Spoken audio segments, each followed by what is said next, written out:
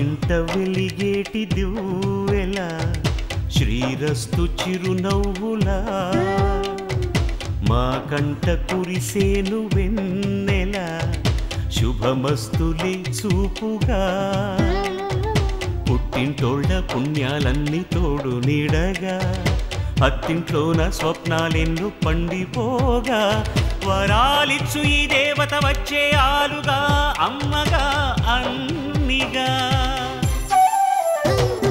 మా ఇంట వెలిగేటి దివ్వెలా శ్రీరస్తు చిరునవ్వులా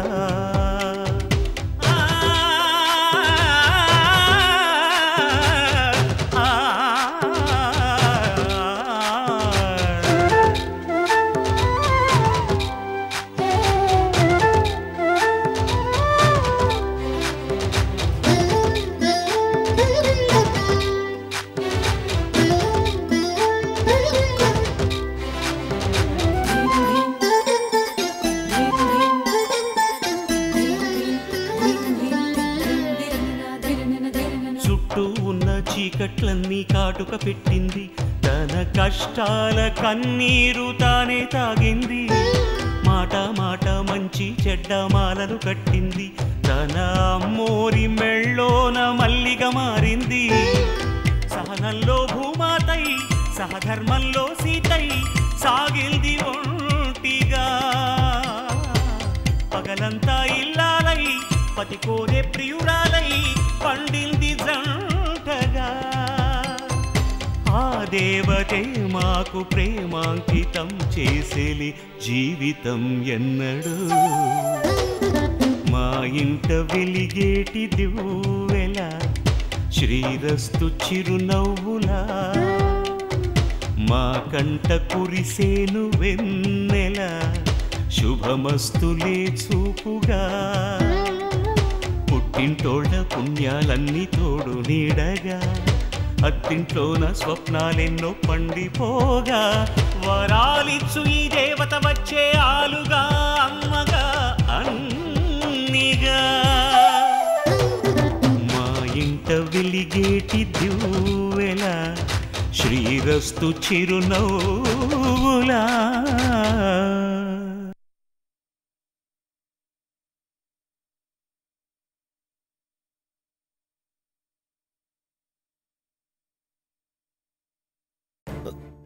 brakes fail అయ్యి కార్ కంట్రోల్ కాలేదు. కంట్రోల్ తప్పి ఎదురుకుండా వస్తున్న ఆటోకి డాష్ ఇచ్చాను. ఆ ఆటోలో అర్చన ఉంది డాడ్. అవును, నాకు అర్చన అన్నట్టు జ్ఞాపకం ఉంది డాడ్. ఎస్, నేను వచ్చిన ఆటోలో చూశాను. తనకేం కాలేదు కదా? ఎలా ఉంది డాడ్? తను ఈ హాస్పిటల్లోనే ఉందిరా. ఓ మై గాడ్, ఇప్పుడు తనకి ఎలా ఉంది డాడ్? కడుపులో బిడ్డ అడ్డం తిరిగిందట, ఆపరేషన్ చేయాలని డాక్టర్ గారు చెప్పారు. అంతేకాదురా, అర్చనకి యాక్సిడెంట్ అని తెలిసి వాళ్ళ చెల్లెలు త్రోదప్పి పడిపోయింది. సిజరన్ చేసి బిడ్డను బయటికి తీయవలసి వచ్చింది. మగపిల్లాడు వాళ్ళు ఇక్కడే ఉన్నారా. ఓ మై గాడ్, ఒక్క యాక్సిడెంట్ మూలంగా ఇన్ని ఇన్సిడెంట్స్ జరిగాయా? అవును, వాడెవడు? రామ్. ఆ రామ్ పరిగెత్తుకొచ్చి నా కారును కుద్దాడు డాడ్. వాడికి ఏమైంది? What happened to him? ఏమైందా? వాడు తీసుకున్న గోతులో వాడే పడ్డాడు. వాడు చచ్చిపోయాడు రా. చచ్చిపోయాడా? వదిలే మల్స్, ఆ దుర్మార్గుడి కోసం నువ్వెందుకురా బాధపడతావు? Oh my God. వాడికై వాడు కారును గుద్దుకుని చేస్తే పాపం ఆ గోపిని పోలీసులు పట్టుకెళ్లారా. వాట్? అదేంటి? గోపికి ఏం సంబంధం? అతన్ని పోలీసులు పట్టుకెళ్లారు. ఆ చచ్చిన విధవని తరుముతున్నది గోపియేనట.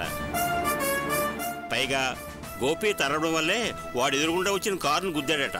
వాడు చావుకు కారణం పరోక్షంగా గోపియే కారణమని అతన్ని పోలీసులు తీసుకెళ్లారట. మేము ఎంత చెప్పినా వాళ్ళు వినలేదు. వాట్ డాడ్, వాళ్ళు అన్నారని మీరు వదిలేస్తారా? మన లాయర్ గారికి చెప్పి వెంటనే బెయిల్ అరేంజ్మెంట్ చేయండి. గోపిని విడిపించండి డాడ్. అది కాదురా, ఓ పక్క నువ్వు స్పృహలో లేవు, కావ్యనేమో అబ్జర్వేషన్లో ఉంచారు, మరో పక్క అర్చన్ని ఆపరేషన్ థియేటర్ తీసుకెళ్లారు. అందరం టెన్షన్లో ఉన్నాం, అందుకే పోలీస్ స్టేషన్కి వెళ్ళలేదు. ఇప్పుడు నువ్వు స్పృహలోకి వచ్చావు కదా, ఇప్పుడు ఎవరికీ ప్రమాదం లేదని తెలిసింది కదా, ఇక నేను ఆ పని మీద ఉంటాను. నో డాడ్, మీరు ఇప్పటికే చాలా లేట్ చేశారు. ముందు మీరు అర్జెంటుగా గోపిని బయటికి తీసుకొచ్చి పని చూడండి. అలాగే మల్స్, నేను మన లాయర్తో మాట్లాడి వెంటనే గోపికి బెయిల్ ఇప్పించి ఏర్పాటు చేస్తాను. నేను వస్తాను. Okay dad, do it fast. నువ్వు రెస్ట్ తీసుకోరా. వస్తావు నాయనా, జాగ్రత్త. ఓకే పద. బావగారు మీరు వెళ్ళి చూడండి. అలాగే. అడుగో గోపి వచ్చాడు, పదండి. గోపి వచ్చేసావా? ఏమిట్రా ఈ గొడవ? పోలీసులు నిన్ను స్టేషన్కి తీసుకెళ్లారట. కంగారు పడాల్సింది ఏం లేదు నాన్న. కుమార్ గారు వచ్చి నాకు జామీన్ ఇప్పించారు. గోపి మనసుకి స్పృహ వచ్చిందయ్యా. వాడు కళ్ళు తెలిసిన దగ్గర నుంచి ముందు గోపిని బయట తీసుకురా డాడీ, బయట తీసుకురా డాడీ అని ఒకటే గొడవ. నేను మా లాయర్ని కలిసి నేను విడిపించి తీసుకొద్దాం అనుకుంటున్నాను. అవసరం లేదండి, నేను వచ్చేసానుగా. ఇంతకీ మల్స్కి ఎలా ఉంది? ఇప్పుడు బానే ఉంది బాబు. నాన్న, గోపి అర్చన పరిస్థితి ఏంటి? డెలివరీ అయిందా? డాక్టర్లు ఇంకా ఏమీ చెప్పలేదు గోపి. మావయ్య గారు, ఈయనే కుమార్ గారు అంటే నాకు జామీన్ ఇప్పించారు. నమస్తే. మల్స్ వాళ్ళ నాన్న. నమస్తే. నమస్తే. రండి సార్, వెళ్ళి అది మల్స్ గోపి. చూద్దాం.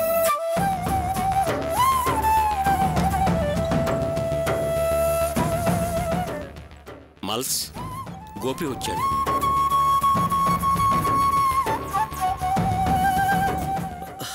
Gopi, how come you here?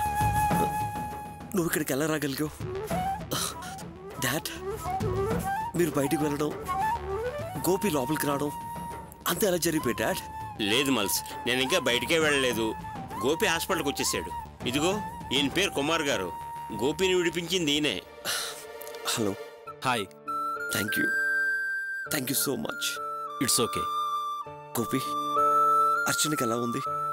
తెలీదు మల్స్, ఇప్పుడే వచ్చాను, ఇంకా చూడలేదు. ఇప్పుడు వెళ్ళి చూస్తాను. సార్, మిమ్మల్ని డాక్టర్ గారు రమ్మంటున్నారు. వస్తున్నానమ్మా.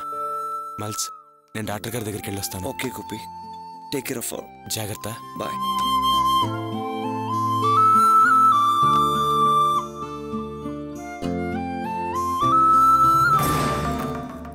అల్లుడు గారు, డాక్టర్ గారు రమ్మంటున్నారు. ఓకే గోపి, నువ్వు వెళ్ళిరా. పదండి. పదండి.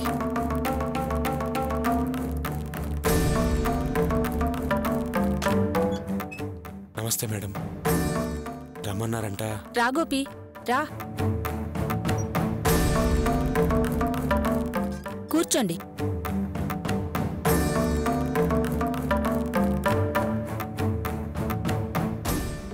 మేడం, ఆపరేషన్ సక్రమంగా జరిగింది కదా?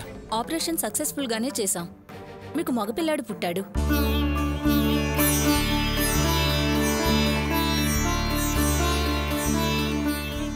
చాలా థ్యాంక్స్ అండి. కానీ ఆ పిల్లాడు ఏమైంది డాక్టర్ గారు? చాలా వీక్ గా పుట్టాడు. ఇంక్యుబేటర్లో పెట్టాల్సొచ్చింది. ఇదేంటమ్మా? అటు మా ప్రియక పుట్టిన పిల్లాడు కూడా చాలా తక్కువ బరువు ఉన్నాడు అన్నారు. గాలి పీల్చుకోవడం కూడా కష్టంగా ఉంది, ఇన్క్యుబేటర్లో పెట్టాము అన్నారు. ఇప్పుడు అర్చన బిడ్డ కూడా బరువు తక్కువగా పుట్టాడు అని మళ్ళీ వీడిని కూడా ఇన్క్యుబేటర్లో పెట్టారు. అసలు ఏమైందమ్మా వీళ్ళకి? మేమేం చేస్తామమ్మా? కడుపుతో ఉన్నప్పుడు బలమైన ఆహారం, చక్కని వ్యాయామం, మందులు అవి టైం ప్రకారం తీసుకోవాలి. అవన్నీ సక్రమంగా మేం చెప్పినట్టు చేసి మనసు ప్రశాంతంగా ఉంచుకుంటే ఇలాంటి ప్రాబ్లమ్స్ రావు. అయినా మీరంతగా కంగారు పడాల్సిందేం లేదు. ఒక 48 గంటల పాటు పిల్లల్ని ఇంక్యుబేటర్లో పెట్టి అబ్జర్వ్ చేసి ఆ తర్వాత మేం రిజల్ట్స్ని బట్టి నిర్ణయం తీసుకుంటాం. డాక్టర్ గారు, ఇప్పుడు నా భార్య అర్చనకి ఎలా ఉందండి? ఆమెకేం ప్రమాదం లేదు. మత్తిచ్చాం కదా, షడేషన్లో ఉంది. స్పృహ రాగానే మీరు వెళ్ళి ఆమెను చూడొచ్చు. డాక్టర్ గారు, మరి నా పిల్లాడు భయపడాల్సిందేమీ లేదన్నాను కదా. 48 గంటల పాటు ఇంక్యుబేటర్లో ఉంచాలన్నాను కదా. సరేనా? సరేనండి, వస్తామండి.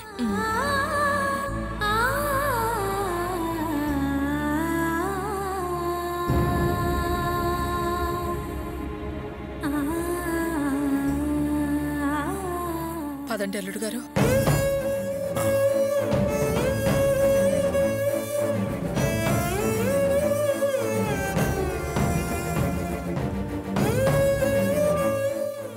సార్, ఇది రూము చూడండి.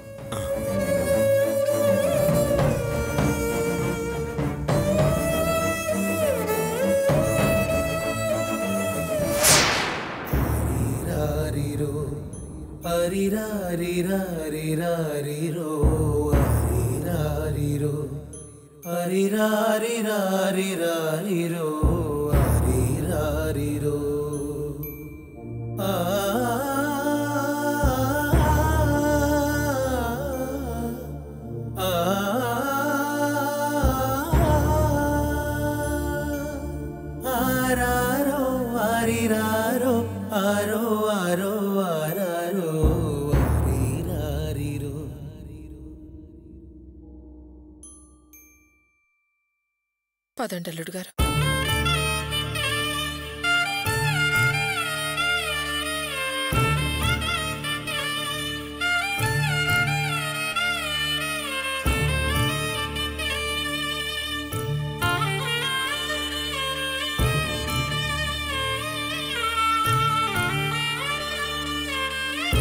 గోపి, డాక్టర్ గారు ఏమన్నారయ్యా? అన్నయ్య, ఆడపిల్ల మగపిల్లడా? మగపిల్లాడమ్మా. రే బావా, రే బావా, కంగ్రాట్స్ రా, మొత్తానికి తండ్రి అయ్యావు. రే, ఇంత మంచి శుభవార్తని అంత నీరసంగా చెప్పావేంట్రా? ఎందుకురా అలా డల్గా ఉన్నావు? ఏమైంది బావా? బావా, పిల్లాడు చాలా బలహీనంగా పుట్టాడంట. వాడిని ఇంక్యుబేటర్లో పెట్టారు.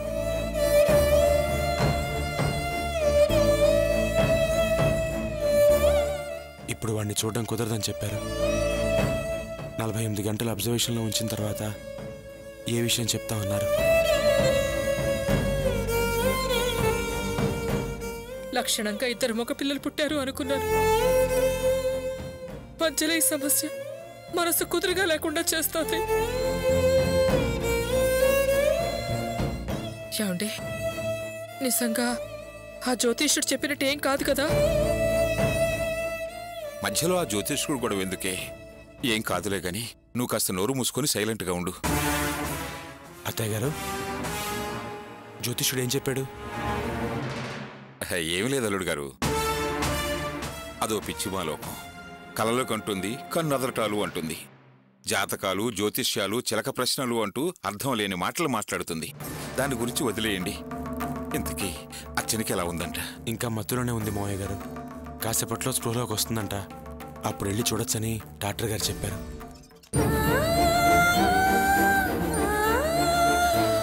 అర్చన,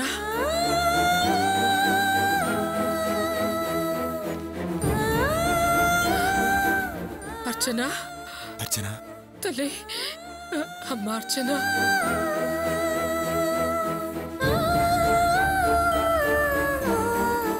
అర్చనకి ఇప్పుడు ఎలా ఉంది? వార్డులోకి మారుస్తున్నామండి, సృహొచ్చాక చూడొచ్చు. అలాగే సిస్టర్.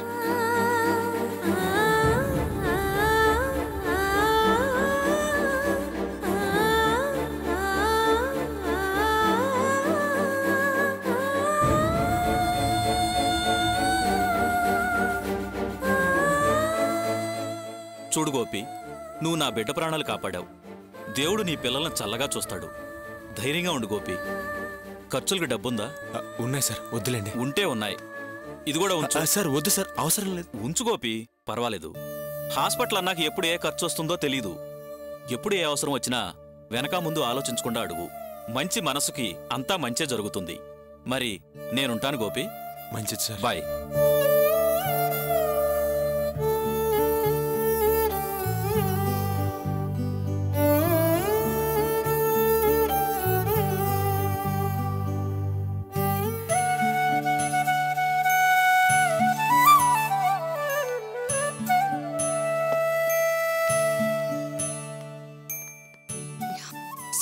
ఇంకా చాలు పద. Okay madam.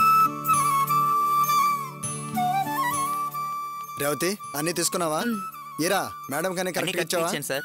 సరే తీసుకొని వెళ్ళి కార్లో పెట్టు. Okay sir. ఏరా ఒక నిమిషం ఆగు, ముందు వీటికి బిల్ చేయించు.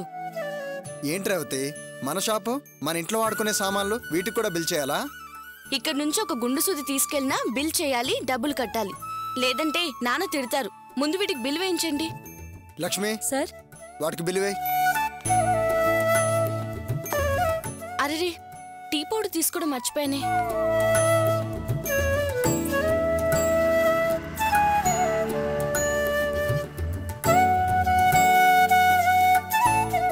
Bhagyalakshmi super market.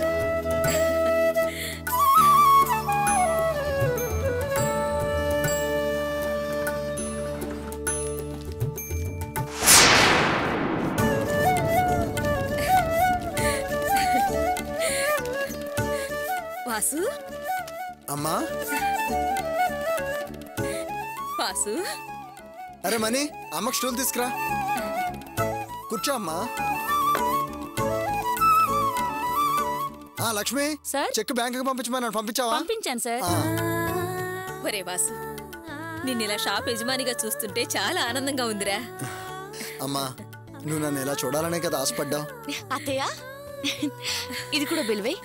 అమ్మా రేవతి, నువ్వు ఇక్కడే ఉన్నావా? అవునత్తయ్య, సరుకులు తీసుకుందామని వచ్చాను. అవునమ్మా, నువ్వు హాస్పిటల్కి వెళ్ళి చూసొచ్చావా? హాస్పిటల్ కా? ఎందుకు? ఎందుకంటే వింటమ్మా, నీకింకా ఈ విషయం తెలీదా? అర్చనకి యాక్సిడెంట్ అయిందంటగా, హాస్పిటల్లో చేర్పించారంట. అయ్యో నాకు తెలీదు అత్తయ్య. అవును ఇప్పుడు అక్కకి ఎలా ఉంది?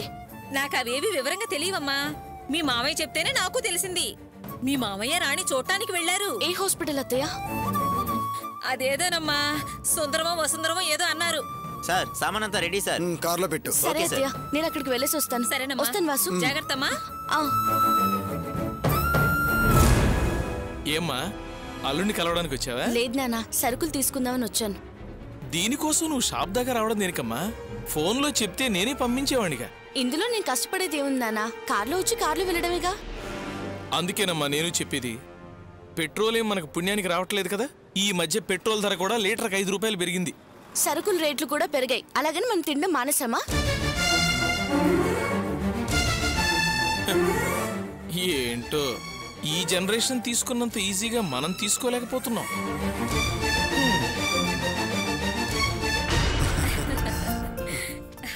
ఏమ్మా ఎప్పుడొచ్చావు? ఇప్పుడు వచ్చాను అన్నయ్య గారు. అవునా, కూర్చోమ్మా. పర్వాలేదు అన్నయ్య గారు. వాసు, రేవత్ తీసుకెళ్లిన సరుకులకి బిల్ చేసావు కదా? చేశాను మావయ్య. Very good. వ్యాపారం వ్యాపారంలా ఉండాలి, లెక్క లెక్కలా ఉండాలి. ఇదిగో గుండు సూది కూడా పోనివ్వకూడదు. అప్పుడే నాకు సంతోషంగా సంతృప్తిగా ఉంటుంది. ఏంటమ్మా ఇంకా నిలబడి ఉన్నావు? కూర్చో. వాసు, మీ అమ్మగారికి తాగడానికి ఏమైనా ఇచ్చావా లేదా? వద్దంది మావయ్య.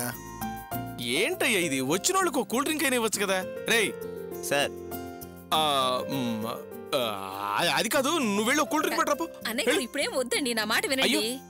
రేయ్ నువ్వు వెళ్ళరా. ఇదిగో మ్యాంగో జ్యూస్ పట్టరా. అరే నేను వస్తున్నాను. అల్లుడు నువ్వెందుకు అల్లుడు? వాడు తెస్తాడు కదా. కొత్తగా చేరాడు కదా మావయ్య, వాడికి తెలీదు.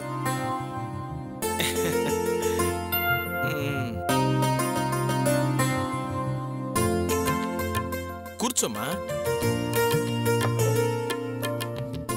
రాణి పెళ్లి విషయం ఎంతవరకు వచ్చింది? అయినా నువ్వు దేని గురించి దిగులు పడకు. మన స్టోర్లో సరుకులు బ్రహ్మాండంగా ఉంటాయి. జామ్ జామ్ అని పెళ్లి జరిపించేద్దాం. బంగారం పెడతానని మాటిచ్చి మొండి చేయి చూపించాడు. ఇప్పుడేమో జామ్ జామ్ అంటూ చేస్తాడట పెళ్లి. కూల్ డ్రింక్ తీసుకొస్తున్నాడు మావయ్య.